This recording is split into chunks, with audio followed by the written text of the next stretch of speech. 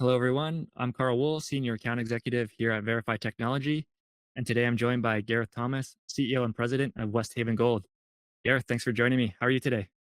I'm good. Thank you very much for having me, Carl. Looking forward to it.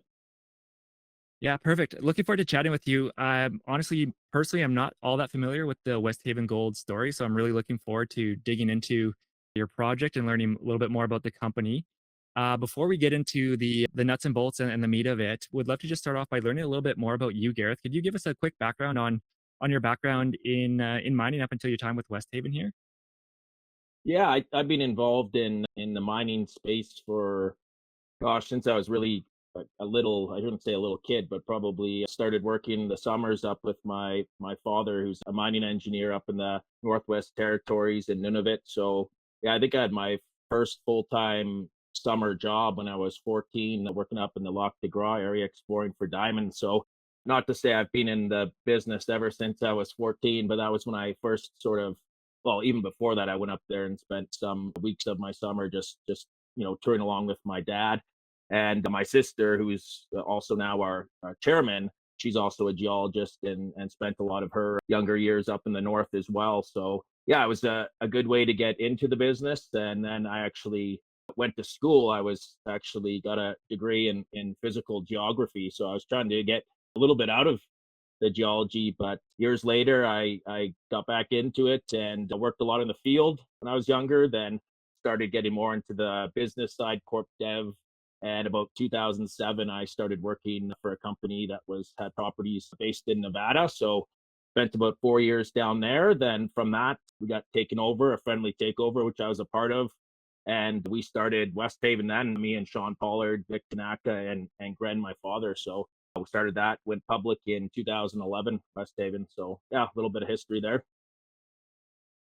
That's great. And looking at the Westhaven story, for those that aren't familiar yet with the company, could you please give us and we'll go into detail here shortly, but could you give us the 1 minute sort of elevator pitch on Westhaven Gold and where things currently sit? Sure. So we as the title says there, we're exploring what we call British Columbia's newest gold belt. We made a big high grade discovery here in 2018 and really put us on the map, I'd say, for I think we're the top gainer on the TSX venture that year because of that discovery.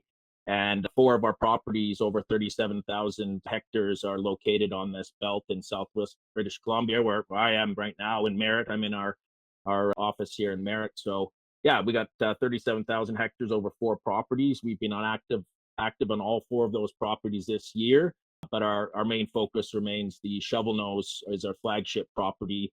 And we just took a brief hiatus from drilling on that to focus on boots on ground, which we'll get into here shortly. But we've been drilling this every year since we got it or started working on it in 2011, a little bit at a time, but we still feel like we're just sort of scratching the surface here. There's a lot of ground, 17,000 hectares alone on this property, Shovelnose. So a lot of work has been into it, but there's a lot more to go here. We're finding new things even as of today. So yeah, it's a little West Haven in a nutshell, focused here in southwestern British Columbia. That's great. And looking at your news flow this year, I noticed there's some changes to the core team at the company. Could you walk us through some of those updates, please? Yeah, as mentioned there earlier, Carl, we're very fortunate to have my sister join the team. I'll just jump ahead to a little bit of our team here, but yeah, Ira joined us from. She was recently the president and CEO of Lucara, a diamond company in Botswana, but she's had previous experience with Kaminak, where she was the president CEO there, which got taken over for 525 million US dollars. So big win there for Ira. Sean, who you know, Sean Thompson, actually worked with Ira at Kaminak as well. And so did a couple of our other team members here and who are our VP operations, Ryan and Becky, who also worked up at Kaminak. So we kind of joke about putting the band back together here, but then Peter Fischel is our exploration manager, he spent about 12 years over in Kupol in Russia, and what he brought from there, what he witnessed and was a part of that big discovery at Kupol, arguably one of the best low sulfidation epithermal discoveries in the past 30 years. So we've been fortunate to have Peter with us. Then just recently, not even on this deck, I noticed we have a technical advisor. We were very fortunate to get on board here is Fraser McCordle.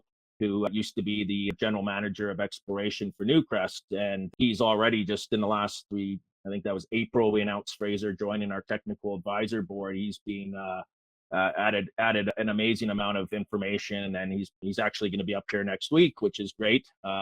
He's been up here lots before. He's been to the property about 3 or 4 times, but we're really looking forward to getting him up here next week with these new discoveries. Yeah, that's really it. Without in a nutshell, and we got a great, very strong board. As the slide says, a real track record of exploration and development success with Hannah and Paul. Lots of experience there. Great. And looking where you're situated, just a few hours east of Vancouver, where I am, actually, Kelowna was a second home to me growing up. So I've driven through Merritt, must be at least 1,000 times. So I'm curious to jump into the actual properties that you have and where the South Zone and the other target areas are located. Could you take us through like a virtual site tour of the property and where you're situated?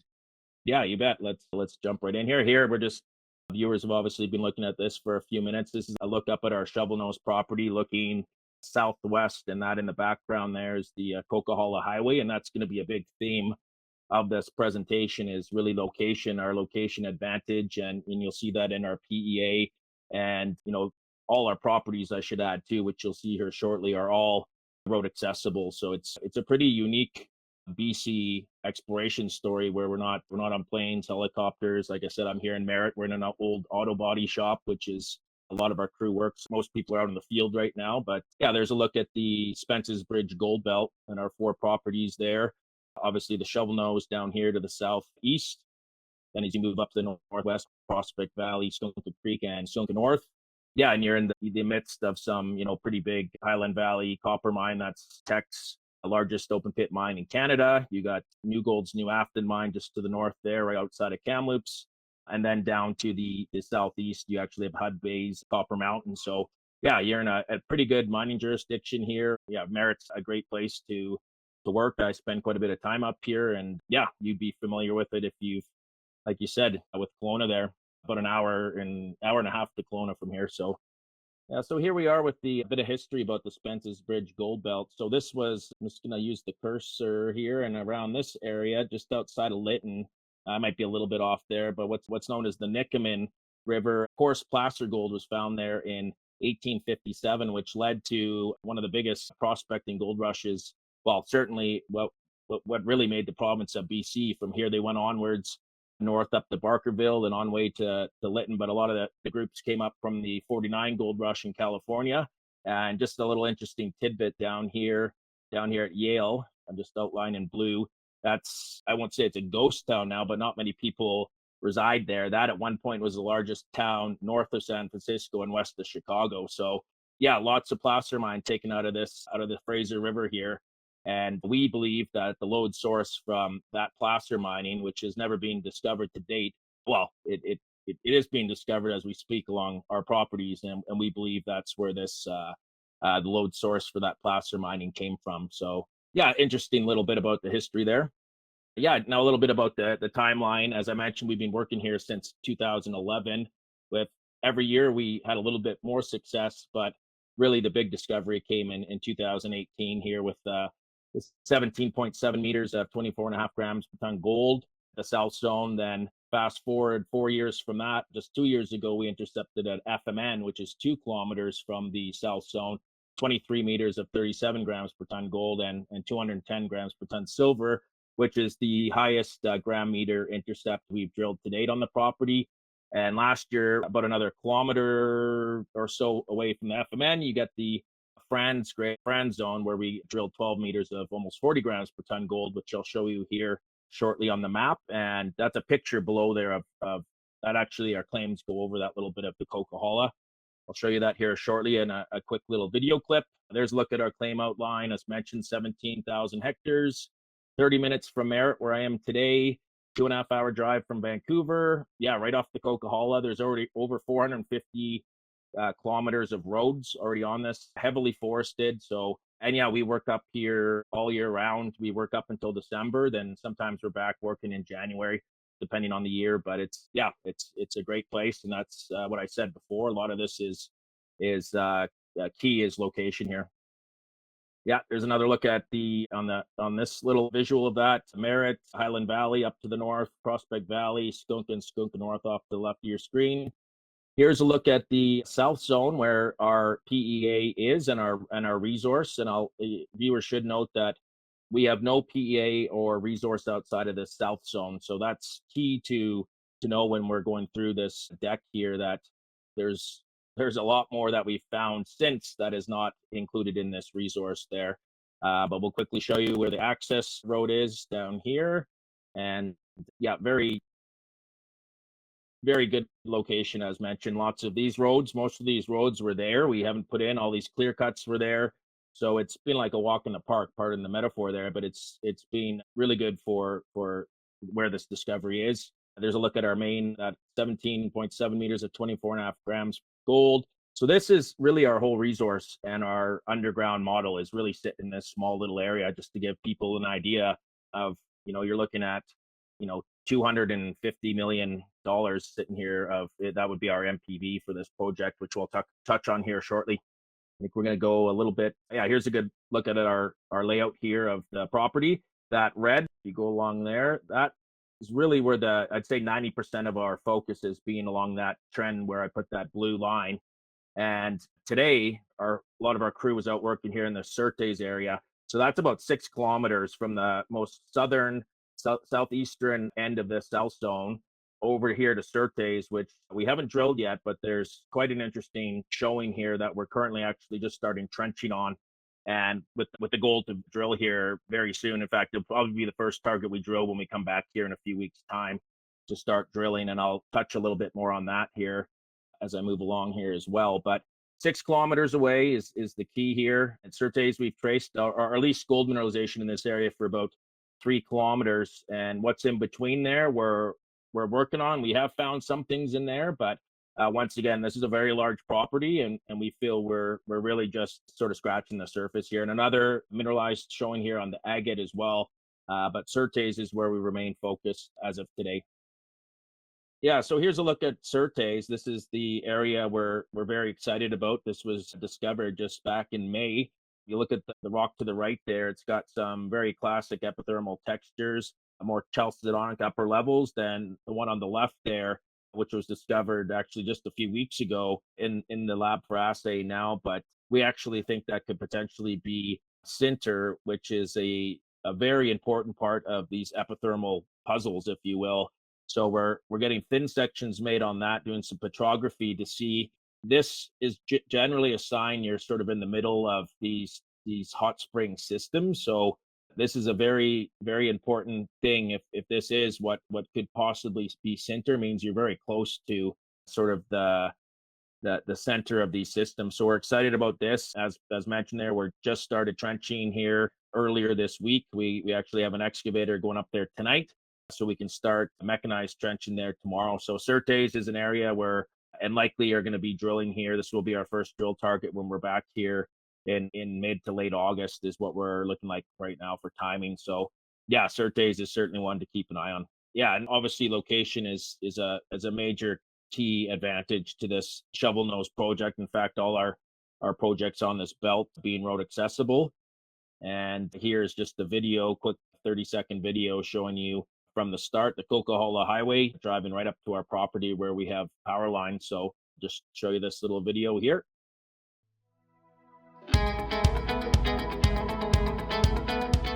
We are literally, as a crow flies, about 5 kilometers off the Coquihalla Highway off to the west. And we are about a 20-minute drive off the Coquihalla to where we're standing today. This is where we have a major power line running just to the northwest of us here. We have an amazing road infrastructure, and which leads to working all year round here, which is another very good, important point for this area. We have one of the lowest costs, drilling costs per meter as well, which makes us another fantastic aspect to the company. Okay, perfect.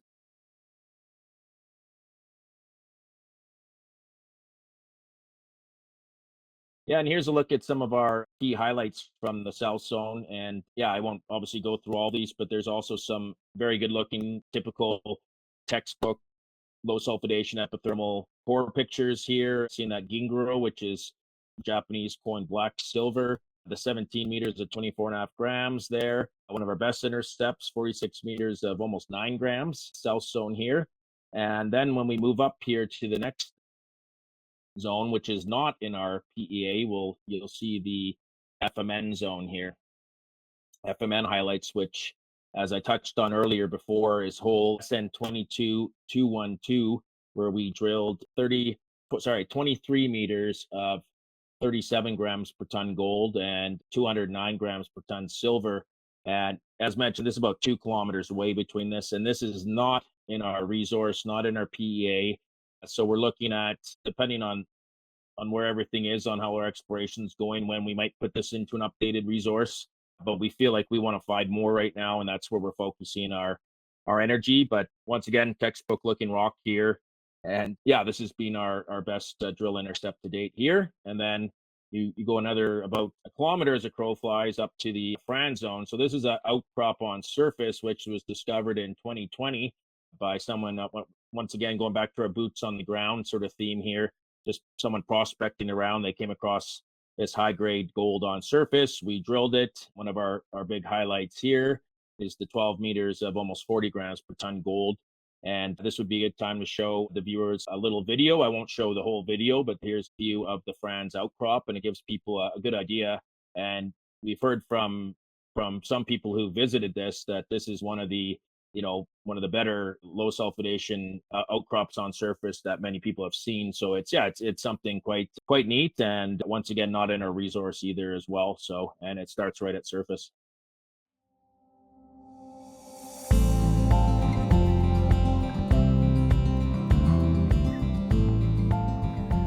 Hi there, I'm Gareth Thomas, the President CEO of Westhaven Gold Corp. And I'm Peter Fischel. I'm the Exploration Manager for Westhaven Gold Corp. We're sitting here today at the Franz outcrop on the Shovelnose gold property, and this is located about 2 kilometers to the northwest of our south zone, 1.1 million ounce resource. We didn't find this until 2020. Back then, we had drilled the vein zones 1 and 2 up through the South Zone Tower area over a 2 kilometer long strike length. When we found this on August 1 of 2020, that indicated that our vein zone 1 does continue up through here, and it's still open to the northwest. Since discovering this, we have doubled the strike length of vein zone 1 from about 2 kilometers to just over 4 kilometers now. So this is quite a significant find. This is the only known outcrop so far of vein zone 1, but it tells us, yeah, we've got a continuous 4 kilometer long vein zone. One of our key goals is pushing this further northwest to expand that strike length. Recently we drilled 25 meters of almost 15 grams here, which we announced here a few months ago, and our best intercept was late last year. We drilled in hole 333, 6.2 meters of 70 grams per ton gold. I've been told this is a pretty rare thing to see an outcrop like this on surface, so it's something rather unique, and you can see what we often only see in drill core you're seeing here on the surface, which is really quite interesting. And we're following up, as Peter said, to the northwest here, and I guess, Peter, we'll be testing. We think holes to the northwest, we might have been undercutting them a bit, so now the goal is to get up a little shallower and see if this continues to the northwest. We're sitting at about the 1200, 1230, 1240 meter level here, and we kind of want to keep focusing at that level. The drilling further to the northwest has been about the 1100 meter level and deeper, so we want to try to stay shallow around the magic 1200 meter level. So that's our focus when we step out to the northwest, and hopefully find more of this Franz style high grade near surface mineralization. So that's so one of the key goals is shallow drilling towards the northwest to get over top of the deeper holes where we know we have the vein zone. We've been doing just recently in the last few weeks some detailed geological mapping, chemical assay data. We've been having a portable XRF up here. In terms of a resource, we like to get a rough idea of what we're looking at here in terms of ounces, so and of grade, of course, which we think is going to be fairly significant, especially when you're sitting here on surface. Yeah, if we can prove up like a near surface, at surface, high grade resource, that would certainly add to the economic appeal of this project.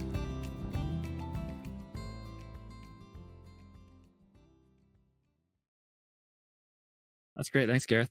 And when I was going through the PEA just ahead of us jumping on this call, and just for some quick background for anybody who doesn't know me personally, I by no means have a strong background in mining. I've been with VRIFY for about 2.5 years now. I'm learning a lot, but I'm no geologist. I don't have a technical background, but one thing that jumped out at me from the PEA was your all-in sustaining cost. It seemed like really like quite a low all-in sustaining cost, especially that you have the PEA outlining this as an underground mine. Now, imagine just based on everything you just took us through, a lot of that ties into the great strategic location next to the Coquihalla Highway, and the nearby townships would play into that. But could you walk us through into some of the costs that go into the PEA that was put out last year? But yeah, excellent question there, Carl. This is a look at our PEA, and obviously it's a preliminary economic assessment. It's not a feasibility and it's not a pre-feas, but it certainly gives us. We've had a lot of drilling in the South Zone to get to this conclusion, and I think for us, just where we are today, sub $30 million. I think where we're at in terms of a market cap, and we got looking at that number, $222 million after tax NPV. And you got to remember, this is at $1,800 gold and $22 silver. Today, we're over $2,400 gold and, almost over $31 silver. So yeah, it's a robust economics for a relatively small footprint here. So we're very excited about, this initial, calculation. And I think, as I mentioned, there's a few zones there. We haven't even added into this yet. So yeah, we're very encouraged. But as you see there, the total payable metals, we're looking at about 534,000 ounces of gold and almost 3 million ounces of silver there. We're looking at an annual production of about 56,000 ounces a year for about 9.5 years. And yeah, we got upside from the FMM and Franz not being a part of this either. So yeah, we're continuing to de-risk this project. I said I wasn't going to get into the market conditions at the moment, but yeah, this certainly only gets better as the metal prices go up. And another big thing there, Carl, is our pre-production capex of about 150 million. So that's a relatively small number for what we're looking to do here, and of course a nice IRR as well of 41%, which is likely going to do better with the prices. But yeah, sitting at $1,800 gold, we're very happy with this first go through. Yeah, I was gonna say, sitting here today, we're recording on July 11th. I think gold touched just below 1% of its all-time high today. So, Yes, fortuitous day for us to be talking about the price that's of right. gold and what was in your PEA, which came out last year. So, yeah, it's hopefully it continues to trend in Well, that way. and then hopefully we get a bit of a bid here on these junior explorers, because it's been I don't like to make excuses or whatnot, but it's been pretty daunting times here the last little while. But I think you're starting to see with the majors and the mid tiers, things are starting to pick up here. So yeah, I hope this isn't another head fake. Anyway, I'll carry on our focus here, which is Westhaven. This is just a long section. Probably a lot of the viewers have seen this before. So just look at that 4 kilometer trend we touched on.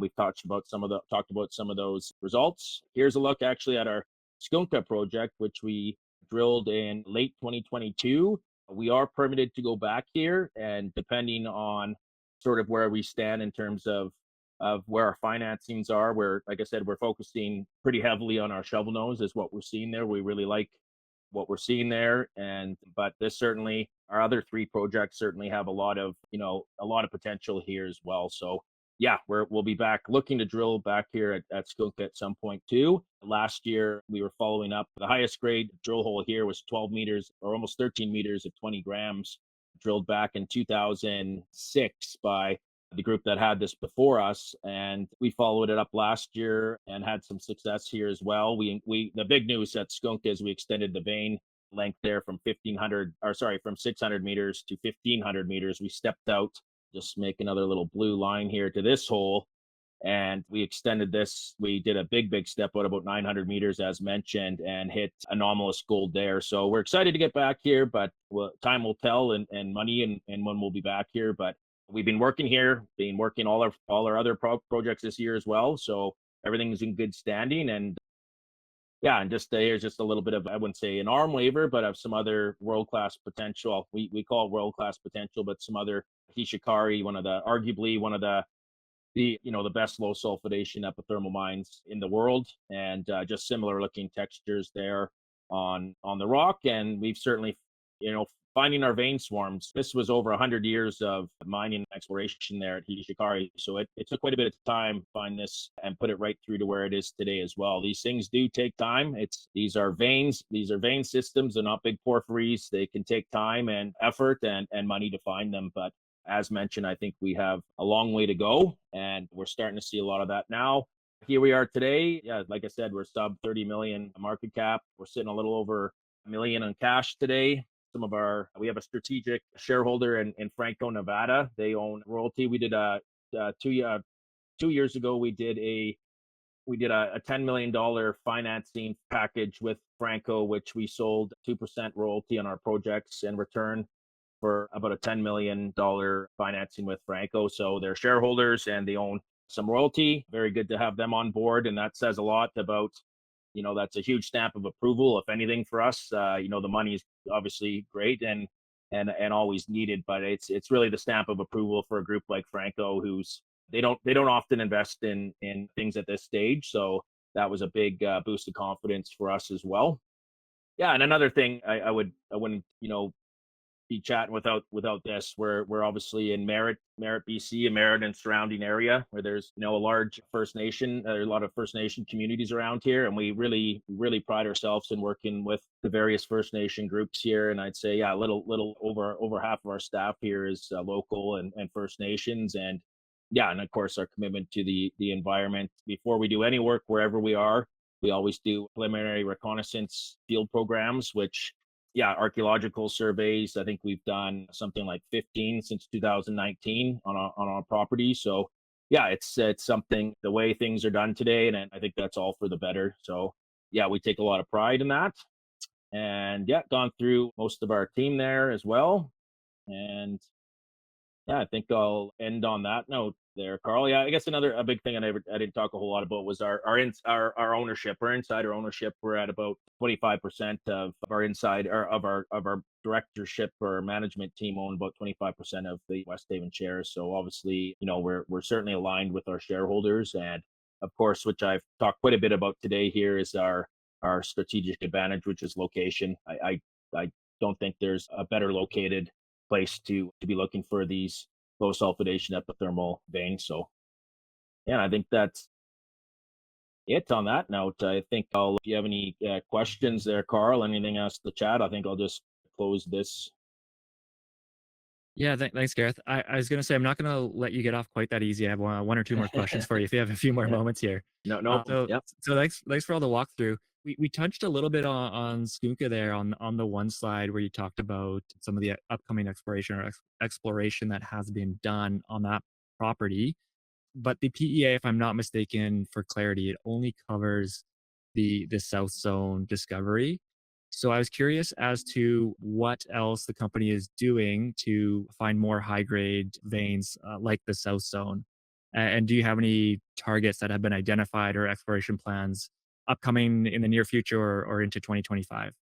Yeah, no, that's an excellent question. I'll just bring up a graphic there. I hope you can see this long section here. So we obviously this FMN, there's the South Zone. You can here, I'll outline it again. Almost forgot to use my pen here. This is our resource right there, outlined in blue. It's actually outlined just like that. I'm not very good at these things. That's the South Zone. This is our highest intercept ever recorded. It's 857 gram meters. All this FMN is not, actually none of this is in our resource and or obviously our PEA. So we've done work on here the last couple of years. We focused the drill in around the Tower Mick line 6 area. Still lots of potential there, but I think at this moment, as of today, I mentioned there earlier, we're on this area known as Certes, which is down to the southeast about 6 kilometers. So we're there, and this is all being found from, often it gets overlooked when we talk about boots on ground, we call it, when we're focusing a lot more on, less on drilling and more just getting bodies out there, geologists out there prospecting. And this is how we discovered the Certes. We've also done thousands of soil samples, silt samples, rock samples. So if almost like we're getting back to basics, if you will, for certain areas where they need a lot more sort of upper level exploration versus just getting ready to drill. So But as I said, down to the Surtees, down to the southeast there, we're just getting a trench in there right now as well. We've been working on it for about a week, but we'll be looking to drill that when we get back here mid to end of August. Now people are hoping we get there sooner, and that is being PFR'd. It's the preliminary field reconnaissance survey. It's already been done. We did that proactively. So yeah, we're hoping that will be drill ready here as our first target. So yeah, that's quite a ways away from what we're focusing on, or the south zone. So yeah, that's an example of sort of boots on ground where there's so many things to go back to and follow up here that are not just drill results. There are things that we need to find, more things that could potentially be south zones, and we think this Surtees could certainly be that. That's great, Gareth. Well, thanks for the overview today. I really appreciate your time. Look forward to following along with those results as you continue to explore those target areas and those results come out. As parting thoughts, anything else that you'd like to share, or places where people can follow news flow from yourself and the company? Yeah, I guess yeah, I should probably know our various handles, but we're on Twitter, Facebook, yeah, and obviously on the website, and stay tuned for news here as we get assays. We'll be putting out news, and then we'll be back drilling here in the near future as well. And depending on the targets we're delineating here, we could. I think we're gonna have we're gonna have a busy fall with the drill. So we're hoping to unearth more south zones here. Great. We'll look forward to following along. And thanks again for your time, Gareth. Really appreciate it. And we'll hopefully talk soon. Thank you, Karl, and thank you, VRIFY. Cheers.